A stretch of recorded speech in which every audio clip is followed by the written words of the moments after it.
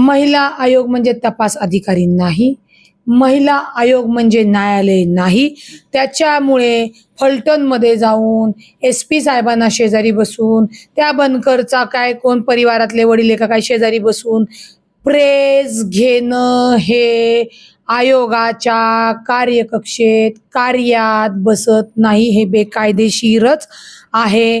कारण का मी म्हणते डॉक्टर मुंडे, संपदा मुंडे ही अशी कुणाची 2 नाही 4 नाही 10 नाही 20 लोकांशी काही संबंध असू दे, त्याचा आणि याचा संबंध उच्चारण्याचा आयोगाचा संबंधच नाही. तर संपदाचे कुटुंब आणि संपूर्ण माझे बीडकर जे बंधू आहेत चिडलेले होते.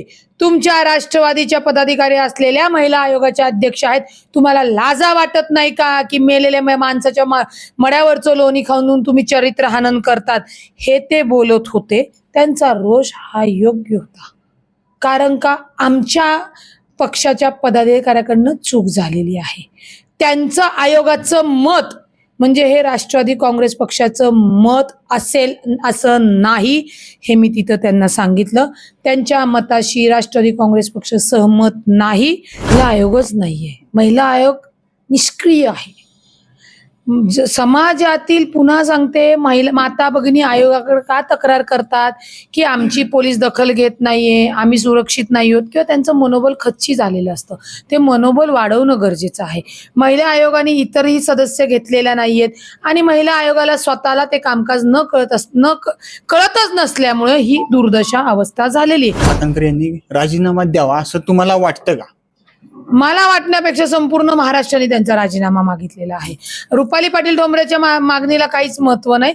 महाराष्ट्राच्या ज्या माता भगिनींची, ज्या पीडितांच्या घरच्यांची मागणी आहे त्याचा विचार निश्चित केला पाहिजे, या मताशी मी आहे. ही महिला विंग आहे ती सहमत आहे का? निश्चितच सहमत असणारे. आमच्या राष्ट्रवादी काँग्रेस पक्षाच्या पदाधिकारी रोज शिव्या खात्यात आहो. जेव्हापासून चाकणकरांनी त्या पीडित आपली आत्महत्या केलेली डॉक्टर संपदा ताई आहे तिचं चारित्र्य हनन केलं, तेव्हापासून लोक राष्ट्रवादी काँग्रेस पक्षाच्या महिलांना शिव्या देत आहेत.